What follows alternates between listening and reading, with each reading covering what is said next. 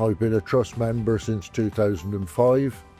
I originally started off on the trip boats that are run just outside the Heritage Centre here, but I had a bit of a break, and now I've come back to help work in the Heritage Centre. I enjoy the freedom that you've got over the hours that you do. You're not restricted to a certain schedule. Usually we do a Tuesday. Today being Friday, we're here because we've just had an ice cream delivery.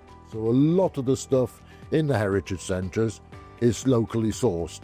Behind you there's a selection of knitted toys, stained glass windows on the centre aisle there, stained glass bees. Quite a lot of the stuff is made by boaters, and they regularly bring stuff in and we sell it for them. Obviously we get a percentage of whatever it sells for. To the ordinary people that haven't got a boat, to come down here, and a lot of people sit up at the junction, just as I said, just further up the canal, it brings them peace.